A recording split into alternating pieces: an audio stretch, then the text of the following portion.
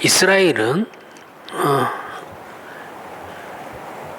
그 요셉이 총리가 되고 그 야곱이랑 이제 만나서 아버지인 야곱이랑 만나서 야곱이 이제 이스라엘로 거주 루지를 옮기게 되죠, 그렇죠?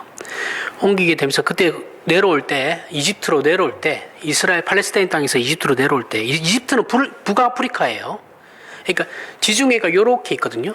그럼 이 지중해가 요렇게 있는데 요 끝에가 이스라엘이고 팔레스타인 지역이에요. 그리고 이집트는 여기 이렇게 국경을 맞대고 있어요. 이집트는. 그 이제 이집트로 넘어오게 되죠. 넘어올 때 가족이 70명이었어요. 70명.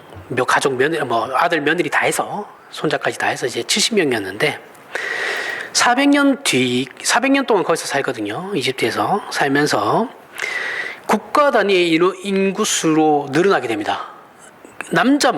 전쟁을 할 수 있는 남자만 20세 이상의 전쟁을 치를 수 있는 남자만 60만 명이었으니까, 그죠? 그러니까 한 200만 명 되는 거죠. 200만 명 넘는 겁니다. 200만 명에서 한 300만 명 정도 되는 거예요. 300만 명 잡으면 지금 부산시 인구예요. 거의 320만이거든요. 부산시가. 그 정도 되는 거죠. 엄청 크죠. 그 당시에는 한 국가예요, 진짜. 한 국가, 웬만한 국가보다 인구가 많았습니다. 그런데 이제 문제는 이제 이들의 신분이 노예였다라는 거죠. 이집트의 애굽의 노예였죠. 그리고 이제 왜 노예가 됐냐면 요셉을 알지 못하던 왕조가 일어나게 돼요. 그러니까 요셉이 섬기던 왕 바로가 그 바로의 후손이 망하고 다른 사람이 왕이 되는데 다른 사람이 왕이 되는데 이 이집트의 애굽은 그대로 가지고 가는 거예요. 전통성은. 그래서 왕조가 바뀌는 거죠. 왕조가 바뀌는 바람에 요셉하고는 아무런 상관없는 사람이 되는 거죠. 그러니까 이제 그때부터는 저 히브리 민족이죠. 야곱의 아들들, 자손들. 히브리 민족이 이제 인구수가 기하급수적으로 늘어나니까 이 애굽 입장에서는 무서운 거예요. 쟤네들이 우리를 삼킬 수도 있겠다. 그래서 노예를 만든 겁니다. 노예 전략을 편 거죠. 그러면서 이제 그때부터 고난을 받기 시작되는 겁니다. 그런데 이제 하나님께서 그 아브라함에게 약속하신 언약을 잊지 않으셨죠. 그리고 당신님의 백성들을 불러서 하나님이 이제 새로운 나라를 세우시려고 마음을 이제 만드시려고 하셨죠. 그 나라는 애국과 같은 폭력의 나라가 아니라 정의의 나라가 될 것입니다. 우리가 보통 얘기하는 정의사회의 구현이 될 것이다라는 거죠. 그 일을 하시기 위해 폭력으로 다스리고 있는 나라를 깨부수고 당신님의 백성을 구원하신 것이 출애굽 사건이에요. 그리고 애국과 같은 폭력으로 다스리는 체제를 가지고 있는 가나안 원주민들을 진멸하여 없애고 거기에 하나님의 정의로 다스리는 평화의 나라를 세우려고 하셨습니다. 따라서 우리가 알고 있는 가나안 민족을 진멸하라 이 명령은 폭력적인 사회와 하나님의 정의 사회가 공존할 수 없다라는 것을 의미하는 것이기도 해요. 그죠? 가나안 민족이 옛날 그 고대 사회는 인권이라는 게 없잖아요. 무식했잖아요. 그죠? 그냥 죽였습니다. 그런 거 없어요. 근데 이제 하나님의 사회, 하나님이 만드신 나라는 그렇지 않다라는 거죠. 그러니까 이게 대비되는 거죠. 그러기 위해서 공존할 수 없기 때문에 그 가나안 원주민들이 이스라엘이 가나안 원주민들에게 하나님이 진멸하라고 한 것은 심판의 개념이라 했죠. 그렇죠? 가나안 원주민들이 죄가 관영해서 하나님이 이스라엘을 도구로 사용해서 없애버리신 거예요. 그리고 하나님의 나라를 거기 세우시는 거예요. 소돔과 고모라랑 동일한 거라 그랬어요.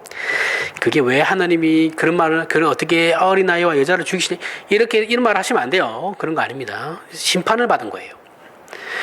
하지만 이스라엘은 하나님께서 세우고자 하는 나라를 거부했죠. 그죠? 하나님께서는 분명히 하나님의 정의가 살아있는 그런 나라를 만들고 싶으셨는데 이스라엘은 그걸 거부합니다. 그 약속의 땅에서 어떻게 합니까? 적당하게 이방인들과 타협을 봐요. 그죠? 타협해가지고 살면 된다. 이렇게 안일하게 생각을 했던 거죠. 그러자 하나님께서 너희가 가나안 민족 쫓아내기를 거부하였으니 나도 쫓아내지 않겠다라고 선언을 하시는 거죠. 그죠? 그리고 그렇게 되면 너희가 그렇게 선택을 했으니 가나안 민족을 쫓아내지 않기로 선택했으니 자 그렇게 너희가 선택한 그 선택은 결국은 전쟁이 불가피하게 될 것이다 라는 것이 하나님의 말씀입니다. 여기가 이제 사사기를 읽는 데 중요한 대목이 되는 거죠. 오늘 이 말씀 전체는 이 사사기의 총괄이에요, 총괄. 그 총론, 전체적인 것을 간단하게, 사사기 전체 내용을 간단하게 설명하는 부분이에요. 그러면 도대체 전쟁은 왜 일어납니까? 전쟁이라는 것이 도대체 왜 일어날까요? 이 질문을 누구나 다 하죠, 그렇죠? 누구나 다 합니다. 자, 인간은 자신이 가진 자유를 권리로 인식을 하죠. 그죠? 나의 자유는 내 권리야라고 인식을 해요. 이건 뭐 틀린 말은 아닙니다. 그 인식하고 그 권리를 선택과 결정이라는 방식으로 제일 많이 사용해요. 그죠? 내가 내 자유롭게 선택하는 것. 그죠? 이게 자유죠. 내 마음대로 선택할 수 있는 것. 이게 자유죠. 그렇게 이해하고 있어요.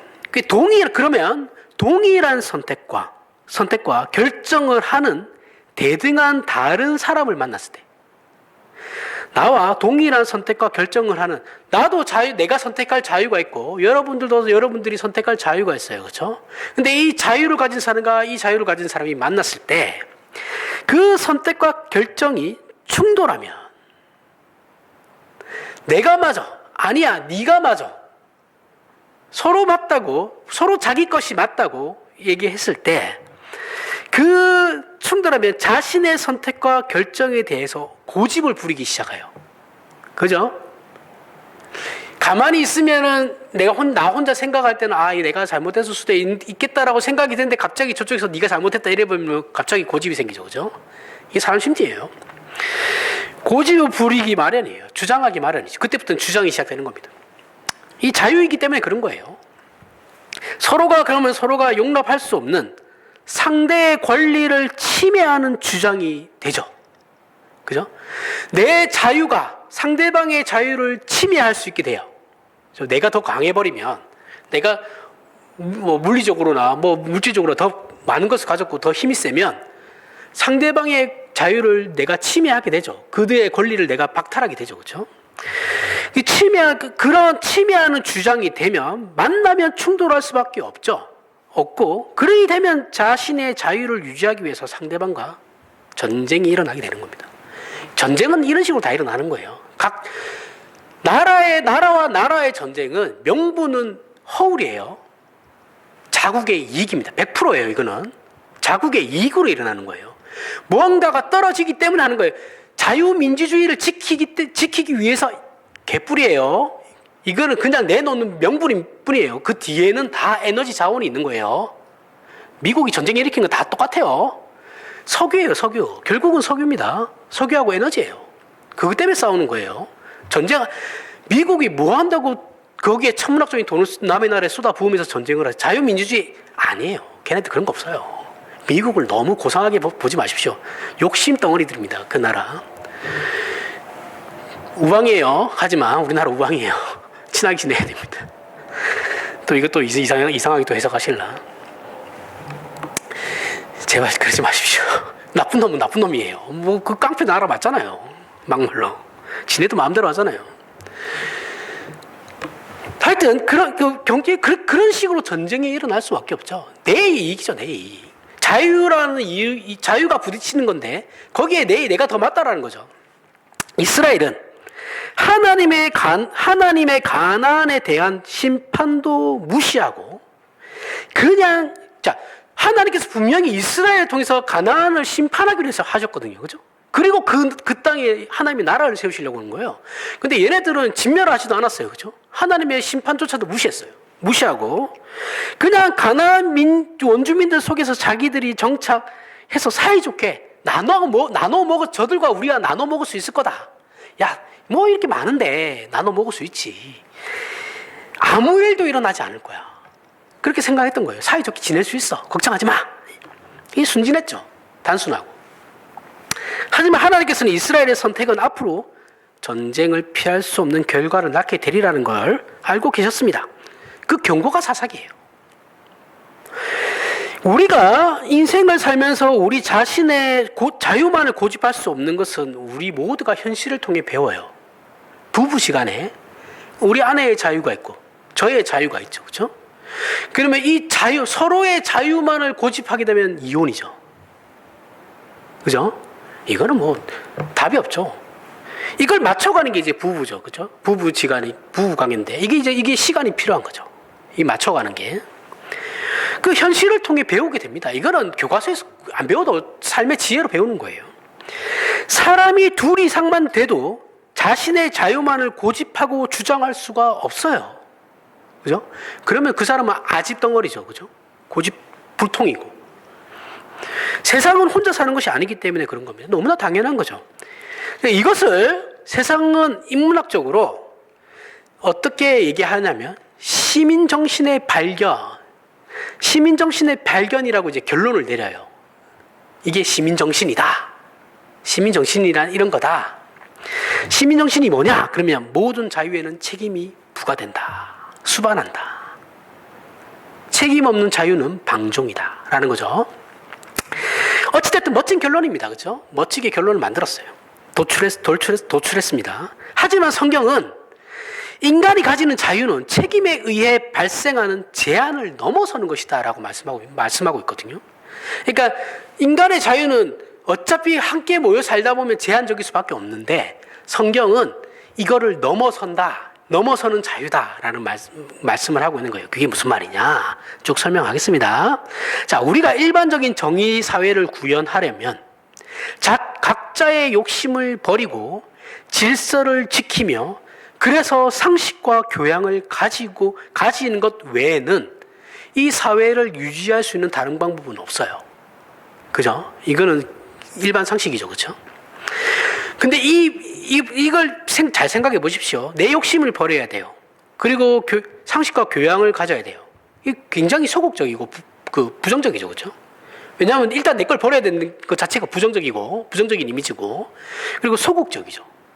뭔가를 할 수 없어요. 책임이 부여되니까. 그리고 여기서 말하는 상식과 교양이라는 건 결국 뭐냐면 윤리입니다. 윤리. 도덕과 윤리예요. 그런데 세상 사람들에게 도덕과 윤리 말고 그 이상의 약속과 기대는 할 수 없어요. 우리가 세상에 바랄 수 있는 최대치는 윤리와 도덕밖에 없어요. 그죠? 그 이상을 저들에게 바랄 수는 없죠.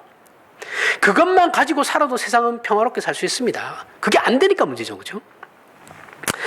하지만 이것에 비해 기독교는 하나님께서 허락하신 자유는 세상은 상상할 수 없는 자유라는 거예요. 우리는 하나님 사랑과 이웃 사랑을 알죠? 그죠? 우리는 하나님 사랑, 이웃 사랑을 압니다. 율법의 큰 두 가지의 줄기죠. 그렇죠? 근데 이거를 이해하는데 우리는 장애를 가져요. 이거를 이해하기 힘들어요. 구약의 율법은 뭐냐면 하나님 사랑이라고 했지만 이거는 예수님께서 해석하신 방법이고, 예수님께서 해석하기 전에 바리새인들이나 율법학자들이 이제 구약의 율법을 어떻게 해석했냐면 하나님 외에 다른 신을 두지 말라. 하지 말라. 하나님 외에 다른 신을 두지 말라가 그거 하나님 사랑과 동일하게 같이 가는 거였고, 이웃의 것을 탐내지 마라. 예수님은 뭐예요? 하나님을 사랑해라. 이웃을 사랑해라 했지만 그 예전에 예수님 전에 구약의 해석은 하나님 외에 다른 신을 두지 마라. 이웃의 것을 탐내지 마라. 이 차이점이 이해가 가세요? 하지 말라는 거죠. 그죠? 율법이란 결국은 뭐냐면 뭐뭐 하지 마라. 부정적이죠. 그죠? 굉장히 부정적입니다. 그리고 소극적이죠. 안 하면 되는 거니까. 적극적일 수가 없어요. 시키는 것만 하지 말라는 것만 안 하면 되니까 적극적인 삶을 살아갈 수가 없죠. 이렇게 해석해 버렸으니까. 무슨 말이냐? 너희의 죄성을 다른 사람에게 쏟아내지 마라. 이거거든요. 그 이유는 뭐예요? 율법이 법이잖아요. 그죠? 법이란 사회 질서를 위한 강제력이죠. 그죠? 최소한의 도덕이 법이잖아요. 법 밑으로 내려가면 어떻게 할 수가 없는 거예요. 법이란 최소한의 도덕이거든요. 근데 이 법은, 최소한의 도덕은 강제성을 가져요. 그죠? 법은 강제성을 가집니다. 인간은 적극적인 성과 적극적인 가치를 생산하지 못해요. 못하고 이룰 능력도 없죠. 그러니까 하지 마라로 해석하는 거예요.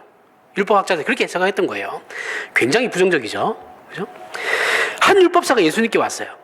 예수님께, 이게 이제 하나님 사랑과 이웃 사랑이 이제 나온 그건데, 배경인데, 한 율법사가 예수님께 와가지고, 예수님, 라삐어, 제일 큰 계명이 무엇입니까? 예수님께 질문을 하죠. 그러자, 이게 이제 어떤 거예요? 이때까지는 하나님 외에 다른 신을 두지 마라. 이웃의 것을 탐내지 마라 했잖아요. 그죠? 그러니까, 부정적 경계에 대해서 이 사람은 질문을 한 거예요. 율법에 대해서.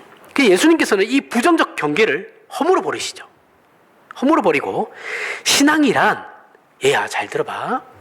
신앙이란 하지 말라는 것을 안 하는 것이 아니고, 하라고 하는 것을 해야 되는 거야. 완전 뒤집으시는 거예요, 해석을. 이게 굉장한 겁니다. 이게 그래서 하나님 사랑, 이웃 사랑이라고 예수님께서 말씀하신 게 굉장한 거예요. 완전히 그 자체를 뒤집어 버리시는 거거든요. 하나님을 사랑해. 하나님 외에 다른 신을 두지 마라. 맞는데 그걸 적극적으로 바꿔야 돼. 하나님을 사랑해라. 그 다음 뭐예요? 내 이웃을 내 몸과 같이 사랑해라. 하라. 사랑하라는 내용으로 바꾸시죠. 그죠? 별거 아닌 것 같죠? 별거 아닌 것 같은데 사람이라는 게 신기한 게 단어가 바뀌잖아요. 의미가 바뀌면 사상도 바뀌어요. 이게 단어가 굉장히 중요합니다. 철학하는 사람들은 단어를 되게 중요하게 생각하거든요. 이것은 율법을 부정적이고 소극적으로 해석하던 신앙을 긍정적이고 적극적인 신앙으로 바꿔서 정의하신 것으로 마치 우리가 원래는 우리가 걸어 다녔는데 예수님께서 오셔가지고 우리에게 날개를 달아주신 거예요. 적극적인 신앙을 이제 할 수 있게끔. 이것은 서두에 말한 대로 자유가 주장되고 모순이 발생하여 충돌이 일어나므로 전쟁을 초래하는 이 충돌을 예방하기 위해 인류 스스로 자유를 제한하고 양보해서 정의와 화평을 이루는 차원이 아니에요. 예수님께서 지금 하라, 사랑해라라고 하는 것은 우리의 자유를 제한해서 어떤 평화를 이루자라는 것을 넘는 겁니다. 무슨 말이냐면 계속 얘기할게요. 말 그대로 인간으로서는 하지 못하죠. 인간은 선을 행하지 못해요. 사랑할 수가 없어요. 그죠? 근데 예수님께서 주신 말씀은 뭐예요? 사랑하라는 거잖아요. 그죠? 그 선을 넘어선 어떤 권리를 우리에게 말씀하시는 겁니다. 어떤 권리, 그리고 더 큰 약속.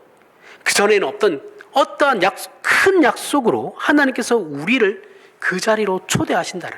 그러니까 예수 그리스도로 말미암아 하나님의 자녀로 부름받은 자들은 지금 이 제한된 자유에서 훨씬 상회하는 더 큰 자유로의 부름을 받는 거예요. 그 위치로.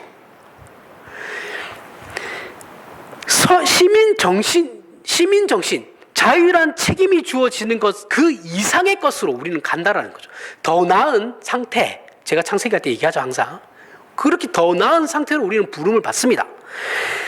하나님의 나라라고 표현한, 그게 시민정신을 뛰어넘는 하나님의 나라라고 표현되는 하나님의 목적과 창조와 구원의 본질적인 내용에서의 그 특별함에 대해서 알아야 한다고 말씀하시는 거예요. 좀 아리까리 하죠? 선을 생각하시면 돼요. 인간에게 자유가 제한되는 건 그들이 선을 행할 수 없기 때문이거든요. 그런데 신자에게 진정한 자유가 주어지는 건 우리는 선을 행할 수 있기 때문에 그런 겁니다. 답을 먼저 얘기하면 세상이 할 수 있는 자유란 악을 악으로 갚는 거예요. 그죠? 복수할 수 있는 것. 내가 당한 일을 내가 더 악하게 돼가지고 내가 선택할 수 있죠. 복수를 하는 거죠. 그죠? 이게 세상이 하는 것 전부라는 건데, 신자가 할 수 있는 건 뭐냐면 악을 선으로 갚는 자유라는 겁니다. 이해가 가세요? 이 자유가 세상이 가진 그 제한적인 자유를 뛰어넘는 거라는 거예요. 하나님께서 우리에게 베푸시는 자유가 이거거든요. 그 생각을 가지고 설명을 들어보세요. 사랑한다는 것이 그럼 무엇입니까? 사실 우리 인간에게는 사랑이라는 것도 대단히 제한적이죠. 그죠? 사랑할 수 없어요. 우리는 가까운 사람도 사랑할 수 없습니다. 부부 관계도 사랑하기 힘들어요. 그죠? 내 것을 포기하기가 너무 힘들죠. 제한적이에요. 자기가 좋아하는 걸 목숨 걸고 하는 게 사랑이죠. 그죠? 그런데 좋아하는 건 사람마다 다 달라요. 요한 1서에 가면 사랑을 이렇게 정의합니다. 기독교가 얘기하는 사랑은 이거예요. 4장 7절에서부터 8절에 사랑하는 자들아 우리가 서로 사랑하자. 사랑은 하나님께 속한 것이니 사랑하는 자마다 하나님으로부터 나서 하나님을 알고 사랑하지 아니하는 자는 하나님을 알지 못하나니 이는 하나님은 사랑이시니라. 사랑은 고급한 윤리가 아닙니다. 그걸 훨씬 상회하는 거예요. 사랑은 하나님의 속성입니다. 하나님의 속성이지 사랑이 하나님은 아니에요. 하나님이 가지고 있는 속성 중에 하나가 사랑인 거지. 자유주의 신학자들이 얘기하는 것처럼 사랑 이꼬르 하나님 이건 아니에요. 그렇게 가면 안 됩니다. 그건 자유주의돼요. 하나님으로부터만 나오는 어떤 특별한 것이 사랑이에요. 아주 특별한 가치입니다. 인간이 잘잘못을 이해하는 것이 짐승과 다른 점이죠. 그죠? 반성할 수 있는 게 인간이니까, 성찰하는 게 인간이니까, 짐승과 달라요. 그 다른 점이라면, 사랑하는 것은 하나님께 속한 자들만이 알게 되는 새로운 가치예요. 새로운 영광입니다. 하지만 세상은 몰라요. 세상은 이걸 선을 행할 수가 없죠. 사랑을 할 수 없어요. 하나님만이 가지고 있는 것이기 때문에 거기에 속하지 않는 자는 사랑을 모릅니다. 할 수 없어요. 세상은 이기적인 욕심밖에 없죠. 세상은 사랑이 없고 사랑할 능력도 없습니다. 이게 기독교가 정의하는 세상이에요. 사랑을 이해하고 행사하려면 반드시 하나님께 속해야 됩니다. 이것이 성경의 증언이에요. 그러니 우리 신자의 자유는 사랑을 할 수 있는 선택. 그죠? 세상은 할 수 없는 선택이에요. 제한적인 선택이죠. 근데 우리 신자에게는 이게 풀렸어요. 우리는 사랑을 할 수 있는 선택을 주어지죠.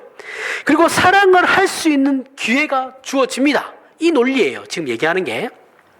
이것은 부작용을 막게 돼요.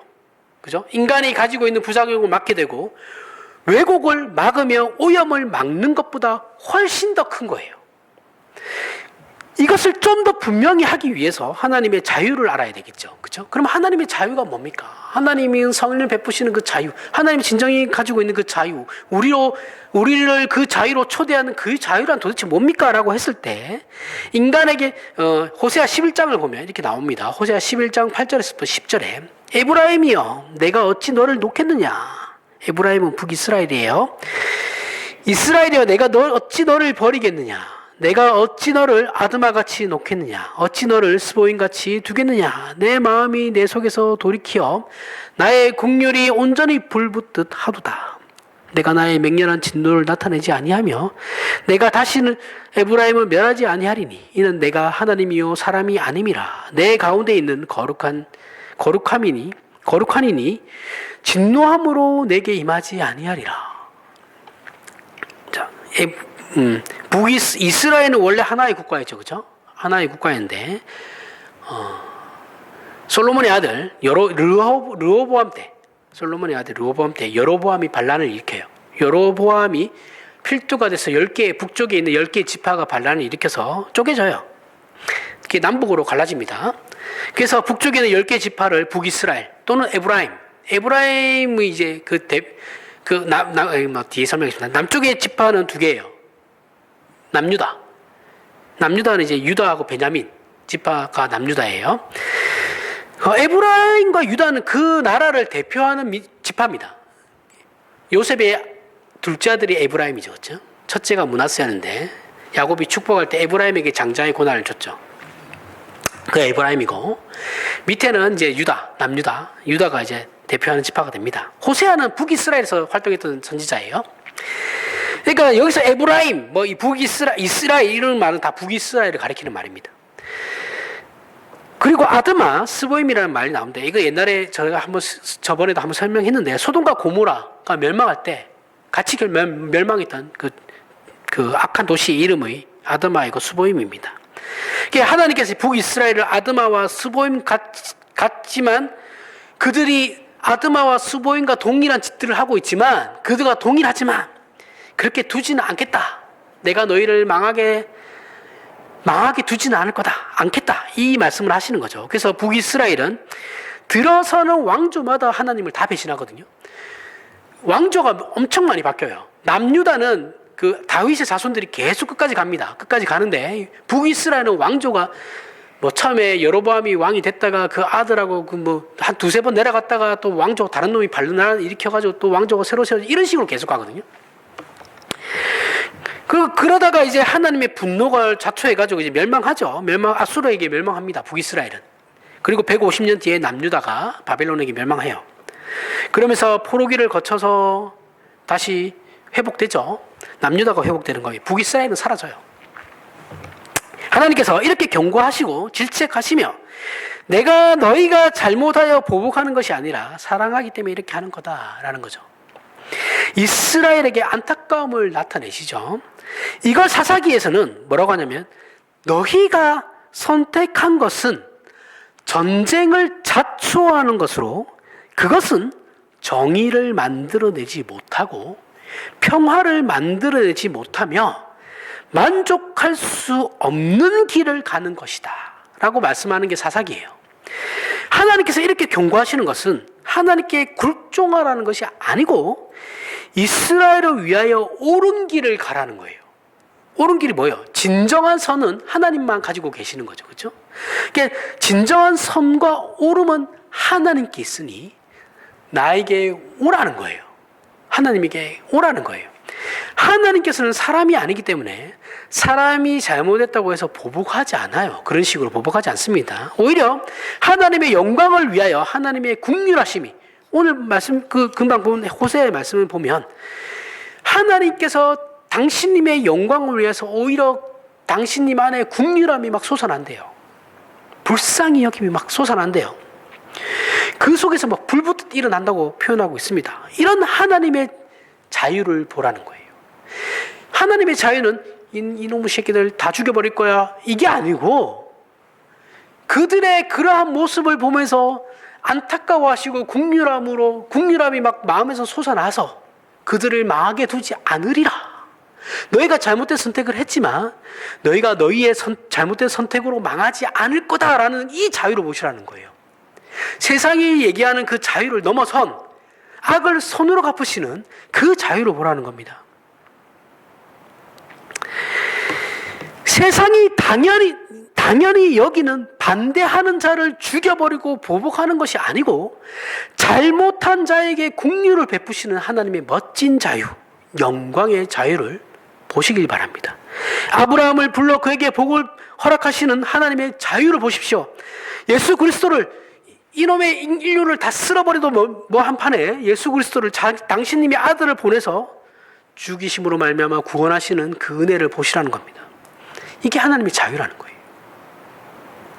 신자의 자유는 여기에 근간을 둬야 되는 겁니다. 이게 진정한 자유거든요. 하나님의 자유가 좀 더 많은 내용을 가지고 있다는 것을 이사야 42장 8절에 이렇게 표현해요. 나는 여호와니 이는 내 이름이라. 나는 내 영광을 다른 자에게 내 찬송을 우상에게 주지 아니하리라. 하나님의 자유는 하나님의 영광과 찬송을 다른 존재에게 허락하지 않으시겠다라는 거예요. 그게 하나님의 자유예요. 적당한 선에서 타협하지도 않으시겠다라는 거예요. 하나님께서 창조하실 때 우리 인간을 하나님의 형상적 존재로 만들고 그런 우리를 영광의 찬송으로 만들겠다라는 그 목적을 하나님께서는 결코 포기하지 않고 중단하거나 타협하지도 않겠다라는 것이 하나님의 자유입니다. 그죠? 이 자유는 우리 같으면 다 쓸어버렸죠. 그죠? 그 자유를 가지고 있겠죠. 근데 하나님의 자유는 그렇지 않다는 거예요. 긍휼을 베푸신다라는 겁니다. 우리에게 어떤 빚이 있어서 그러시는 게 아니에요. 우리가 아니면 안 되는 어떤 절대적인 우리에게 이유가 있어서 그런 것도 아닙니다. 하나님만이 가지시는 은혜와 자비와 긍휼과 거룩하심에서 흘러나오는 자유라는 거예요. 타락한 인간이 가지는 자유는 서로 간의 충돌을 일으킬 수밖에 없기 때문에 서로가 서로에게 제한적이죠. 그렇죠? 나에게도 제한적이고. 그죠? 하지만 하나님의 자유는 그 자유가 넘칠수록 인간을 복되게 한다라는 거죠. 어떤 차이점인지 이해가 가세요? 하나님의 자유와 우리가 가진 자유가 어떻게 다른지. 이 일을 이루시기까지 하나님께서는 쉬지 않으십니다. 그리고 그 일하심을 구체적으로 우리의 현실 속에서 행하시죠. 그것이 바로 예수 그리스도의 성육신이에요. 하나님의 자유의 극치가 이르신 것이 예수 그리스도의 이 땅에 오심입니다. 하나님은 하늘에서 방관하시지 않습니다. 심사하고 해설하시면서 가만히 계시지 않아요. 우리의 인생에 적극적으로 개입하심으로 우리와 함께 실험하시죠. 그래서 우리에게 고난이 오는 겁니다. 시편 119편 71편부터 75절에 고난 당한 것이 내게 유익이라. 이로 말미암아 내가 주의 율례들을 배우게 되었나니 주의 입의 법이 내게는 천천 금은보다 좋으니이다. 주의 손이 나를 만들고 세우셨사오니 내가 깨달아 주의 계명들을 배우게 하소서. 주를 경외하는 자들이 나를 보고 기뻐하는 것은 내가 주의 말씀을 바라는 까닭이니이다. 여호와여 내가 알거니와 주의 심판은 의로우시고 주께서 나를 괴롭게 하심은 성실하심 때문이다. 전에도 읽었던 말씀이죠, 그렇죠? 우리는 이 말씀을 통해서 자유, 그 선택의 진실은 결국 하나님 안에 있을 것인가, 아니면 하나님 밖에 있을 것인가 라는 문제라는 거예요. 우리는 정의, 평화, 행복 이런 말로 우리 스스로를 속여요. 하나님 안에 들어가야 인간의 자유는 그 적극적인 의미와 가치를 가지게 되고, 하나님 밖에 서면 자유는 고집에 불과합니다. 고집불통만 돼요. 하나님께서는 죽기까지 사랑하시는 그 사랑으로 우리를 사랑하시고 우리에게 그 사랑을 요구하십니다. 그죠? 하지만 자유롭게 사랑하기를 원하세요. 사랑을 요구하시는 것은 분명하지만 그걸 멱살 잡고 가시는 건 아니다라는 거죠. 멱살 잡고 강제로 끌고 와가지고 꿇어앉히고 너 나 사랑한다고 얘기해. 이건 아니에요. 그렇게 가시지 않습니다. 자유롭게 선택하기를 원하시죠. 자발적인 걸 원하시는 거예요. 그 선택은 하나님인가 세상인가 라는 거예요.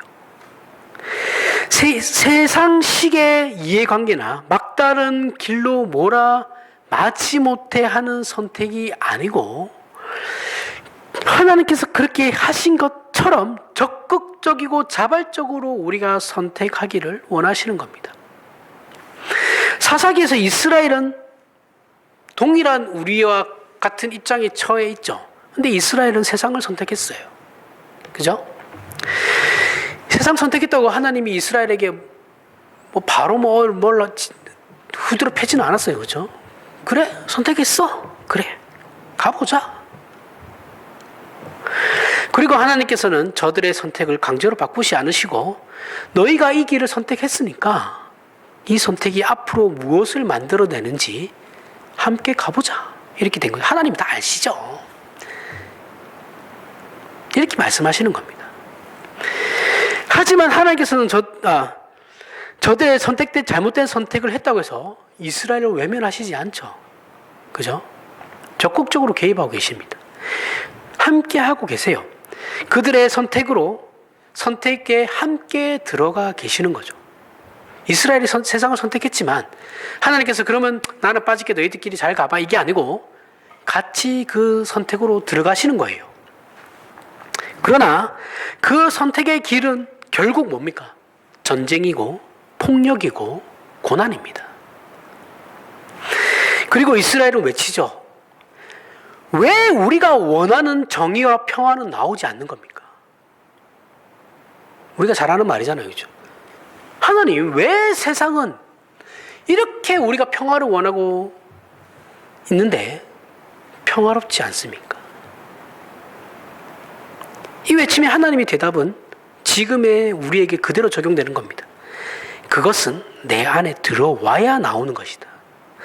나와 묶여 있어야지만 가능한 거야. 이 말씀을 하시는 겁니다. 기차는 철로 위에 있을 때 달릴 수 있죠. 그렇죠? 철로라는 원칙이 있어요. 그렇죠? 왜 그래요? 기차는 그렇게 철로 위에서 달리기 위해서 만든 거예요. 그렇죠? 인간도 마찬가지예요. 하나님께서 처음에 창조하실 때 목적이 있으셨죠. 그 목적은 철로예요. 그렇죠? 그러면 그 철로 위에 우리가 하나님이 만드신 인간의 목적은 철로인데 그러면 결국 그 철로는 하나님이거든요. 그러면 우리 인간은 그 철로 위에 서야죠. 그게 왜 그래야 되냐면 그렇게 원래 만들었다니까. 원래 만들었는데 뭐 어쩌겠어. 뭐 답이 없어요. 그거는 원래 그렇게 만드셨어요. 처음부터 하나님과 함께 하기 위해서 만드신 거거든요. 근데 하나님을 버리면은 철롯이 탈선한 기차는 달릴 수가 없어요. 자유롭지 못하죠. 제한적인 것 같지만 사실은 그게 자유예요. 그죠? 우리 인간은 르네상스를 통해 스스로에게 자유를 부여했습니다. 르네상스가 뭐예요? 르네상스가 저번에도 얘기했죠. 14세기부터 16세기에 이탈리아에서 일어난 문예 부흥 운동입니다. 문화와 예술이 부흥하기 시작했어요. 이때 그리스로부터 이제 어떤 철학이 들어오면서 그걸 번역하면서 이제 인문학이 발전하게 돼요. 그 문화와 예술이 발전하게 되죠. 그리고 종교개혁이 일어나는 거예요. 저번에도 얘기했죠. 그 르네상스가 특징이 뭐냐면 신으로부터의 자유예요. 신으로 그 중세 시대잖아요. 중세 시대는 신과 항상 인간은 신과 이렇게 됐잖아요. 연결되어 있었잖아요. 그렇죠? 근데 이거를 이제 끊어버린 거예요. 르네상스 시대에 와서 끊어버리고 인간은 인간 스스로가 자유로울 수 있다라고 외친 겁니다. 이게 르네상스예요. 그걸 통해서 스스로 자유를 부여했어요. 인간이 인간에게 스스로 자유를 부여한 겁니다. 그리고 그 자유는 책임과 한계 속에서 이루어지는 선택인데 이것이 얼마나 하찮은 것인지 그 선택이 정작 우리 인간에게 아무런 영광도 가치도 되지 않는다는 것을 깨달아 거기에서 벗어나기 위해 하나님 앞에 자발적으로 무릎 꿇는 전인격적인 항복을 신자라면 선택을 해야 되는 겁니다. 하나님께서는 이 항복을 받아내기 위해서 우리에게 고난을 주시는 거고 하나님 당신님에게는 인내로서 하나님은 인내를 가지시는 거죠. 우리는 고난이고 하나님은 인내를 요구하시는 거죠. 당신님 스스로에게. 그렇게 인생과 역사가 주어지는 겁니다. 부모가 되었다고 해서 사람이 다 큰 건 아니죠. 그렇죠? 사람은 죽을 때까지 성장하는 거예요. 죽음 앞에서도 성장하죠. 그죠? 부모는 그래서 부모 노릇이라는 말이 있는 거고 자식은 자식다움이라는 말이 있는 거예요. 부모가 자식을 키우면서 자식이 한테 교육을 시키죠. 그렇죠? 그리고 사람답게 만들려고 합니다. 그러면 부모는 뭘 배워요? 자식을 통해서 인내를 배우는 거예요. 그죠? 참아야 돼요. 자식을 보면서 참아야 되는 거죠. 그죠? 그게 부모 노릇이에요. 근데 우리는 부모 되면 안 배워도 된다고 생각하죠. 자식이 다 잘못한 거고, 자기는 아무것도 배울 필요가 없다고. 아니에요. 부모도 자식을 통해서 배우는 겁니다. 서로 배우는 거예요, 서로. 그래서 그렇게 사람이 되어가는 겁니다. 얘 안 넣어본 저도 아는 사실이에요. 우리는 하나님 늘 제가 강조하는 말 중에 한 개죠. 그렇죠? 뭘 특별한 걸 원하는 게 아닙니다. 그저 남에게 손 내밀지 않고 자식들만 잘 되면 됩니다. 거기에 용돈 좀 아껴서 불쌍한 사람 도울 수 있을 정도면 저는 제 인생에 만족합니다. 이런 식의 신앙을 가져서는 안 된다 그랬어요. 그건 우리 생각이에요. 그렇죠? 이건 기독교를 폄하하는 겁니다. 우리는 기독교가 인간의 가치와 인생과 인류와 역사의 가장 중요한 목적이고 가치가 되어야 한다는 것을 확인하지 못하면 우리의 인생은 헛된 거예요. 우리 인간은 언제나 소원은 크지만 막연하죠. 우리의 소원은 늘 막연해요. 왜요? 그걸 현실적으로 볼 수가 없거든요. 그죠? 내 눈앞에 보이는 것이 아니기 때문에 늘 막연한 소원이죠. 인간이 할 수 있는 선에서 만들어지는 것은 언제나 전쟁과 파괴뿐입니다. 어쩌면 전쟁을 피하기 위해 우리가 할 수 있는 유일한 답은 뭐예요? 그냥 죽는 거예요. 전쟁이 일어나기 전에 먼저 죽어버리는 거죠. 그밖에 우리가 할 수 있는 게 없어요. 그 꼴 안 보려면 그 방법밖에 없다라는 겁니다. 하지만 이건 답이 될 수 없죠. 그죠?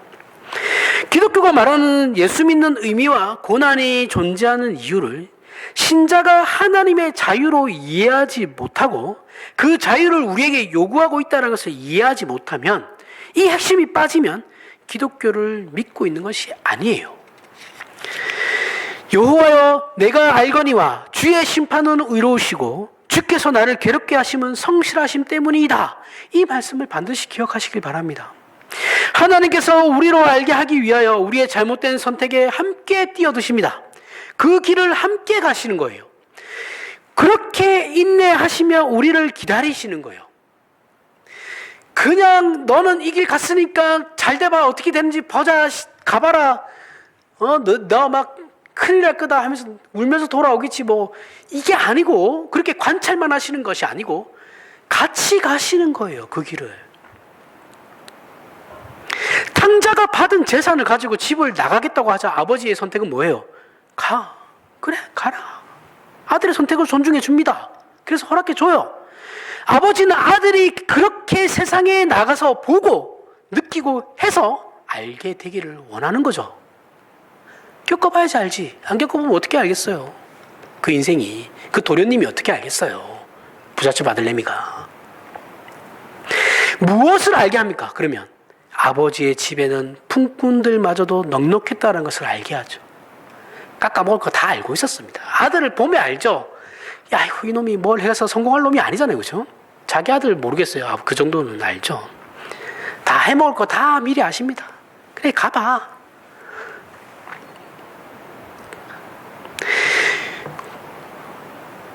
아버지의 아들로 있는 것이 제한된 인생이 아니고 굴종도 아니며 무한한 것이었다는 것을 알게 되죠. 철길이 제한이 아니고 철길이야말로 진정한 기차에게 있어서 자유라는 거예요. 그죠? 골칫거리 동생과 그 동생을 기쁘게 맞이하며 잔치를까지 베푸시는 아버지 때문에 큰아들은 화가 났지만, 아버지는 그 아들에게 뭐라 합니까? 큰아들에게 내 것이 다 네 거다. 왜 화를 내냐? 이미 내게 다 네 건데 뭘 화를 내고 있냐? 신앙생활 열심히 했는데 보상이 없다고 생각하십니까? 우리는 큰아들과 똑같은 자들이죠. 우리는 작은 아들을 거쳐서 큰아들이 되는 거예요. 자녀라는 지위는 보상으로 주어지는 것이 아니에요. 그죠? 아버지의 것은 이미 우리의 것입니다. 아버지가 가지고 있으신 그 사랑은 이미 우리의 것이에요. 로마서 8장 18절부터 21절에 생각하건대 현재의 고난은 장차 우리에게 나타날 영광과 비교할 수 없도다.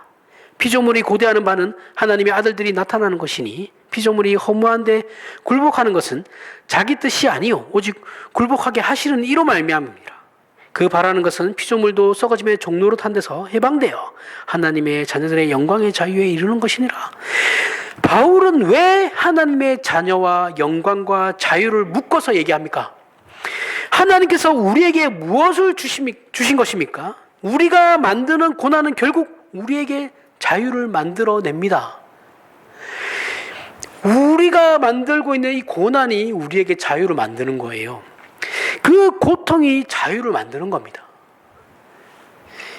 탕자의 고통은 뭐예요? 재산 다 까먹고 돼지 우리 치는 게 고통이죠. 그렇죠? 그 고통이 진정한 자유로 돌아가게 만드는 거죠. 아버지의 아들이라는. 우리는 그 고통과 고난을 통해서 비로소 무엇이 영광인지를 알게 되죠. 그죠? 마치 탕자처럼 말입니다.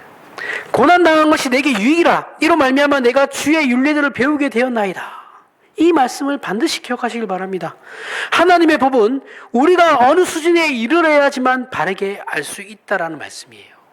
내가 초창기에 절대 하나님의 말씀을 이해할 수 없어요. 어느 정도 시간이 흘러야 됩니다. 그리고 배워야 돼요. 그리고 깨달아야 되죠. 수준에 이르기 위해서는 어떻게 돼야 됩니까? 우리 인생에 고난이 필요한 것이죠. 물론 그 고난은 우리의 선택이에요. 그렇죠? 내 선택으로 발생하는 거지 하나님께서 우리에게 고난을 주시는 건 아닙니다.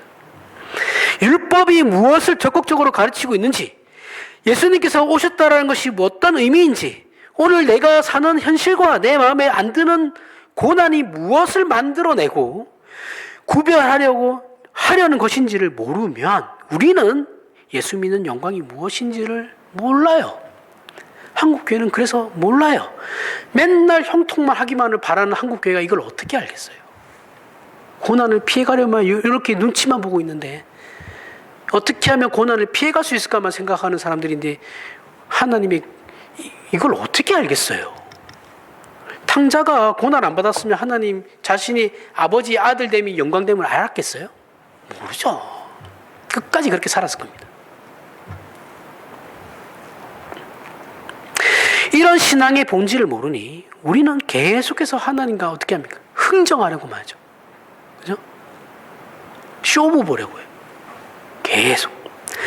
흥정 잘하는 것이, 그리고 신앙이 좋다라고 한국교회는 정의를 내려요. 망할 놈의 생각이에요, 이게. 오늘 하나님의 말씀 앞에 선 우리가 아직도 하나님이 얼마나 굉장한 분인지를 잘 모르겠습니까? 그러면 성경에 기록된 하나님의 자기 증언을 보십시오. 기다리시고 인내하시는 하나님을 보십시오. 그리고 그분의 은혜와 놀라운 약속을 보십시오. 이것은 처절한 현실을 살아본 자들 눈에만 보이는 거예요. 처절한 삶을 살아오지 않은 사람은 그런 게 눈에 보이지 않습니다. 절망을 맛본 사람만이 볼 수 있는 거예요. 우리가 바로 이 약속의 대상이라는 것을 알게 됩니다. 붙들림 속에 하나님께서 지키시며 함께 하시는 현재, 이 지금이라는 것을 아는 복이 오늘 이 말씀을 통해 저와 여러분에게 주어지길 바랍니다. 기도하겠습니다. 하나님 아버지, 은혜를 감사합니다. 세상에 혼자 던져져 있는 것 같아 막막했던 그 모든 날들과 경우가 하나님의 일하심이라는 사실을 배웁니다. 인간이 만들어내는 것이 얼마나 거짓되고 잘못된 것인지를 배우는 그 길을 걸어 기꺼이 우리가 만들 수 없는 영광과 승리를 아버지께 구할 수 있게 되었습니다. 예수를 믿는다는 것, 하나님의 자녀됨이 가지는 영광의 자유, 그 은혜의 영광과 성실하신 승리를 하나님의 약속으로 이제 우리 마음에 담고 그 인생을 살아내길 원합니다. 그러니 우리로 그 인내와 그 순종과 그 자랑과 그 승리와 그 감사를 누리게 하여 주시옵소서. 예수님 이름으로 기도합니다. 아멘.